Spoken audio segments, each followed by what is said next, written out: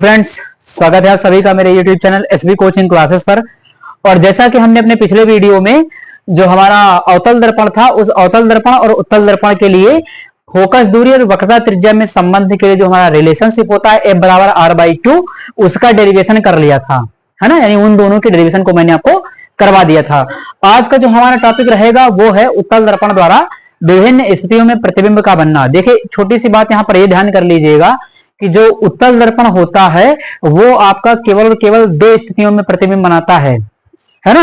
और दो स्थितियों में प्रतिबिंब क्यों बनाता है, शायद आपको इसका रीजन पता हो, और अगर नहीं पता होगा तो मैं अभी वीडियो के बीच में या लास्ट में आपको उसका रीजन भी बता दूंगा कि क्यों बनाता है ना।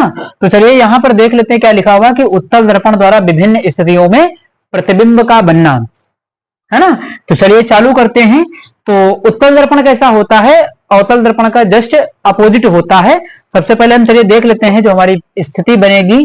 पहली स्थिति कौन सी बनेगी कि जब वस्तु अनंत पर हो, यानी फर्स्ट स्थिति क्या रहेगी, जब वस्तु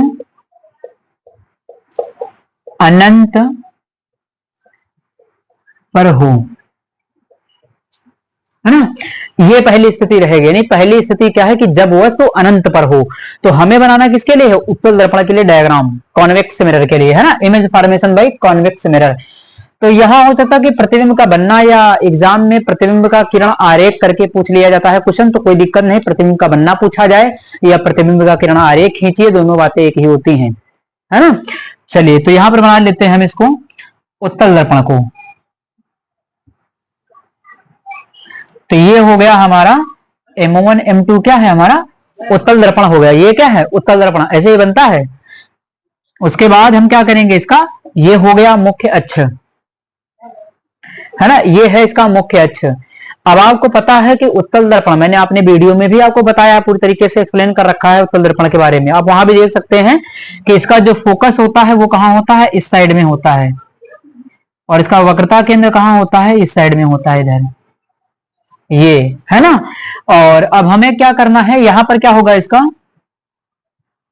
ध्रुव होगा, P होगा, पोल होगा, है ना। तो ये हो गया M1 M2 उत्तल दर्पण है। ध्रुव P मुख्य फोकस, हाँ, ध्रुव P मुख्य फोकस F, वक्रता केंद्र C है। इसकी थ्योरी लिखी जाती है ना। अब उसके बाद हमें वस्तु कहां पर रखना, जब वस्तु अनंत पर हो। तो चलिए अनंत पर हम वस्तु को रख लेते हैं। यहां पर बना लेते हैं हम डॉट डॉट, डॉट डॉट बना लेते हैं अनंत के लिए, क्योंकि हमें पता तो होता नहीं कहां पर है, इसलिए हम डॉट डॉट लाइन बना लेते हैं।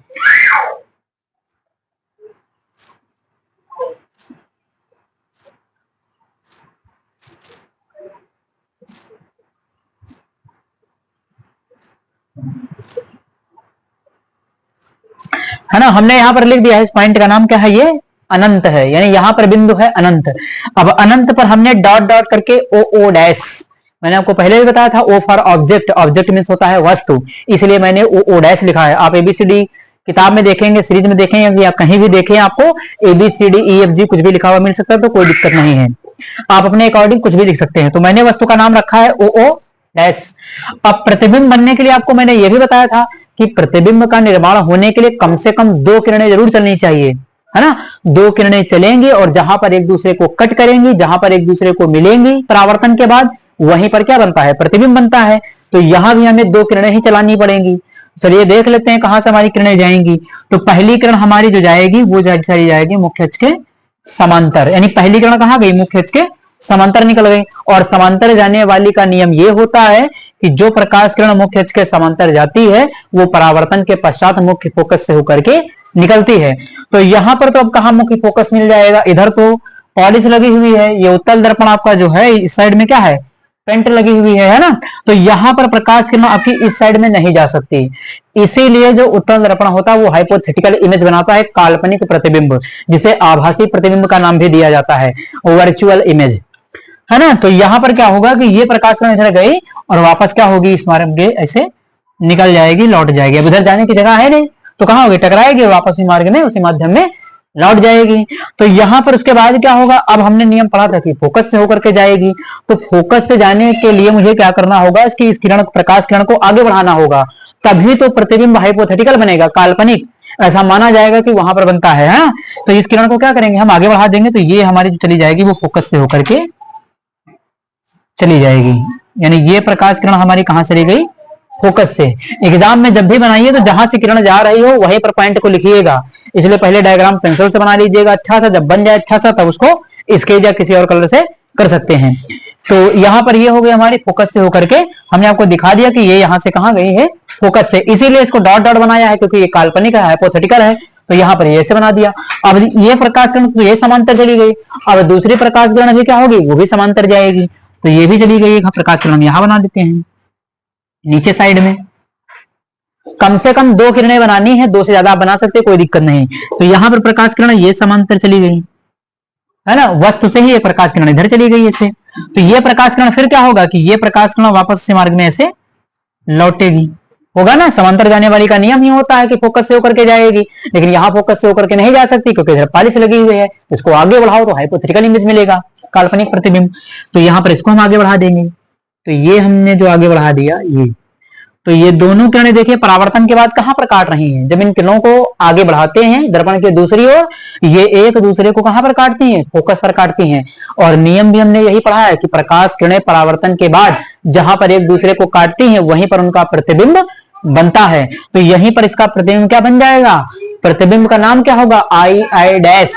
कहां पर बनेगा, तो मुख्य फोकस पर बनेगा, है ना।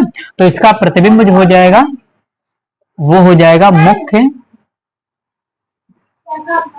फोकस पर प्रतिबिंब, और प्रतिबिंब का नाम क्या है, आई आई डैश इमेज। ये हो गया आई आई डैश। और मैंने आपको पहले भी बताया था कि हम आई आई डैश क्यों लिखते हैं, आई आई डैश इसलिए आई फॉर इमेज होता है, इमेज मींस प्रतिबिंब, इसलिए यहाँ पर आई आई डैश लिखा हुआ है। तो एक बात क्लियर हो गई कि मुख्य फोकस पर बनेगा, प्रतिबिंब का नाम होगा आई आई डैश होगा। और क्या लिखना होगा, कैसा होगा, तो ये होगा आभासी, आभासी। और आभासी के बाद क्या होगा, सीधा होगा, है ना। आभासी के बाद इसमें क्या बनेगा, सीधा बनेगा। जिस डायरेक्शन में ऊपर की ओर वस्तु है वहीं पर हमारा क्या है, प्रतिबिंब है ना। तो ये क्या है, वस्तु यहाँ पर, प्रतिबिंब यहाँ पर, तो आभासी हो जाएगा, उसके बाद सीधा हो जाएगा। आभासी सीधा हो गया, तो ये हो गया। अब उसके बाद बताना होगा कि वस्तु की तुलना में कैसा है, छोटा है कि बड़ा है कि बराबर है।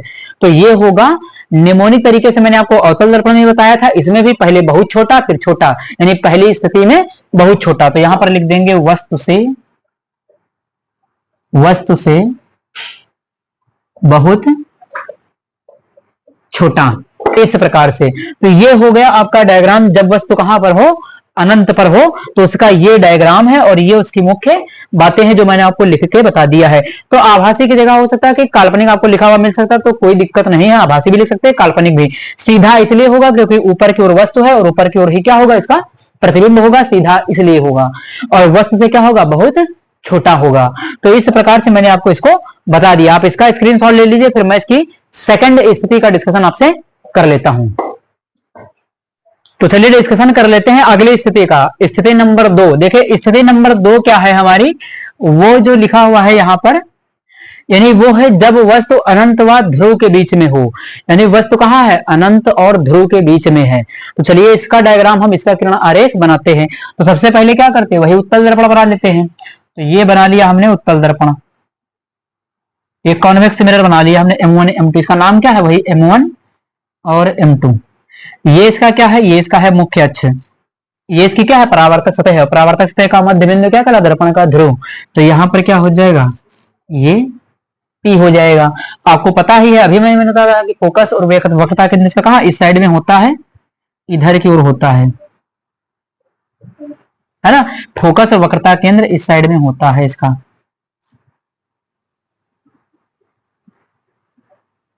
है ना, इस साइड में मैंने बना दिया यहाँ पर। अब एक चीज यहाँ पर देखिएगा, फिर वही बात, अब क्या होगा कि जब वस्तु कहां पर है, अनंत और ध्रुव के बीच में। तो अनंत कहां है, अनंत कहीं इधर बना लेते हैं, ये होगा कहीं अनंत इधर, है ना। यहाँ पर बना दिया हमने अनंत, यानी इस साइड में हमारा क्या है, ये अनंत है कहीं पर, ये हमारा क्या है, अनंत है। और ध्रुव कहां है, यहाँ। तो अनंत और ध्रुव, अनंत और ध्रुव के बीच में क्या होगी, वस्तु होगी। तो वस्तु को हमने रख लिया, ये हो गई हमारी वस्तु, है ना। वस्तु का वही पुराना नाम है ओ डैश, वस्तु का नाम क्या, ओ डैश मीन्स वस्तु। तो यहां पर क्या होगा कि पहले क्या होगा कि वस्तु से प्रकाश किरण समांतर जाएगी, बिल्कुल 2 किरणें चाहिए, तो 2 किरणों में से पहली किरण जो जाएगी वो समांतर चली जाएगी। समांतर जाने वाली प्रकाश किरण का नियम होता है कि जो समांतर जाएगी वो परावर्तन के पश्चात फोकस से होकर के निकलती है। लेकिन यहाँ फोकस तो इस साइड में है, तो फिर क्या करना होगा, हमें इस प्रकाश किरण को आगे बढ़ाना होगा, तो हमें हाइपोथेटिकल इमेज मिलेगी, प्रतिबिंब मिलेगा। तो चलिए हम इसको आगे बढ़ा देते हैं। तो यहां से हमने बढ़ा दिया इसको आगे, ये बना दिया, है ना। अब उसके बाद क्या होगा कि जो हमारी दूसरी प्रकाश किरण है वो कहां से जाएगी, वक्रता केंद्र से होकर के जाएगी। तो चलिए उसके लिए बना देते हैं। यहां से हमने एक प्रकाश किरण को ऐसे बना लिया, यहां, है ना, ये हो गया। अब उसके बाद इसको हम कहां से दिखा देंगे, देखिए ये वक्रता केंद्र से होकर के जाएगी और वापस उसी मार्ग में क्या होगी, लौटेगी। वक्रता केंद्र से जाने वाली का नियम ही है कि वो वक्रता केंद्र से होकर के जाती है, वापस उसी मार्ग में लौटेगी। लेकिन यहां पर क्या, इधर तो पेंट लगी हुई है पॉलिश, तो फिर यहां पर क्या, इसको हम आगे बढ़ाएंगे तो हमें हाइपोथेटिकल इमेज मिलेगी, काल्पनिक किरण मिलेगी। तो चलिए बढ़ा देते हैं इसको हम यहां पर आगे, ये देखते हैं, है ना। इस प्रकार से यहां पर हमारा कट कर जाएगा। अब देखिए परावर्तन के बाद ये दूसरे को कहां पर काटी है, तो ये काल्पनिक है, हाइपोथेटिकल है, कल्पना की गई कि ऐसा होता होगा। तो यहां पर इस पॉइंट पर एक दूसरे को प्रकाश किरण काट दी है, और जहां पर प्रकाश किरणें काटती हैं वहीं पर उनका प्रतिबिंब आई आई डैश बनता है। तो अब इस प्रतिबिंब का नाम हम रख देंगे, यहां पर क्या है, आई और आई डैश। इस प्रतिबिंब का नाम क्या है, I I dash, I for image, image प्रतिबिंब। तो यहां पर क्या होगा कि प्रतिबिंब हमारा दर्पण के दूसरी ओर बनेगा, आभासी होगा, सीधा होगा और वस्तु से छोटा होगा। इसके पहले की स्थिति में बहुत छोटा था, इसमें छोटा हो जाएगा। तो प्रतिबिंब कहां बना है, तो देखिए यहां पर ध्रुव और फोकस के बीच में। तो प्रतिबिंब कहां पर बना हुआ है, ध्रुवा, ध्रुवा, फोकस लिख सकते हैं या मुख्य फोकस भी लिख सकते हैं, कोई दिक्कत नहीं। तो ध्रुव व मुख्य फोकस के बीच में, है ना। प्रतिबिंब का नाम क्या है, तो आई I dash, I I dash नाम लिख लीजिएगा। तो ध्रुव व फोकस के बीच में कैसा होगा, आभासी सीधा होगा। चलिए इसको भी लिख लेते हैं, आभासी, आभासी सीधा हो जाएगा, आभासी सीधा होगा। वस्तु की तुलना में कैसा होगा, छोटा होगा कि बड़ा होगा, तो पहला बहुत छोटा, दूसरा छोटा। तो वस्तु से, वस्तु से, वस्तु से क्या हो जाएगा, छोटा हो जाएगा, है ना, ये है। तो प्रतिबिंब आई आई डैश दर्पण के दूसरी ओर ध्रुव व फोकस के बीच में बनता है ना, ध्रुव व फोकस के बीच में बनता है, जो आभासी सीधा और वस्तु से छोटा होता है ना। तो यहां पर इस प्रकार से उत्तल दर्पण की जो दो स्थितियां थी वो मैंने आपको बता दिया है। अब उसका मैं आपको रीजन बता देता, जो मैंने आपसे क्वेश्चन पूछा था कि क्यों उत्तल दर्पण केवल दो स्थितियों में ही प्रतिबिंब बनाता है। उसका रीजन ये था कि वस्तु को हम कहां रखते हैं, हमेशा बाईं साइड में रखते हैं, लेफ्ट साइड में रखते हैं। देखिए बाईं वस्तु इधर इस साइड में क्या है, ये बायां है, तो बाएं साइड में क्या रखते हैं, वस्तु को रखते हैं। और दाएं साइड में क्या होगा, यहाँ पर इसका फोकस है और वक्रता केंद्र है। इसका फोकस वक्रता केंद्र कहां है, दाएं साइड में, और वस्तु कहां रखना है, बाएं साइड में।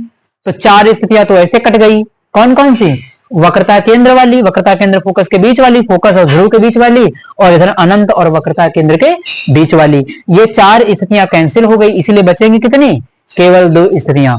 यही रीजन था कि जो उत्तल दर्पण होता है वो केवल और केवल दो स्थितियों में ही प्रतिबिंब बनाता है, क्योंकि ऑब्जेक्ट को हमें बाईं साइड में रखना होता है। अगर वस्तु इधर होती तो शायद इधर चार स्थितियों में भी प्रतिबिंब बन जाता, अनंत पर भी बन जाता, 6 स्थितियां मिल जाती, है ना। तो इसका अनंत इधर है, ये है फोकस और वक्रता केंद्र दाईं ओर होने की वजह से ये केवल क्या करेगा, दो स्थितियों में ही प्रतिबिंब बना पाएगा। ये उस क्वेश्चन का जवाब हो गया जो मैंने आपसे शुरुआत में पूछा था। तो यहां तक आज मैंने आपको करवा दिया है। इसके आगे हमारी जो भी बात चलेगी अवतल दर्पण उत्तल दर्पण के लिए यूवीएफ में संबंध है, रिलेशनशिप की, तो वो बात करेंगे हम अपने अगले वीडियो में। देखिए मैंने जो आपसे कहा था कि मैं आपको अब आपको डिटेल में बिल्कुल क्लासेस अपनी प्रोवाइड करवाऊंगा, है ना। वीडियो आपको जो है बिल्कुल डिटेल में दूंगा और सभी टॉपिक, कोई भी टॉपिक छूटेगा नहीं, सारे टॉपिक कवर करवाऊंगा। तो आपका भी ये फर्ज बनता है कि चैनल को ज्यादा से ज्यादा शेयर करते रहिए। Thanks for watching this video.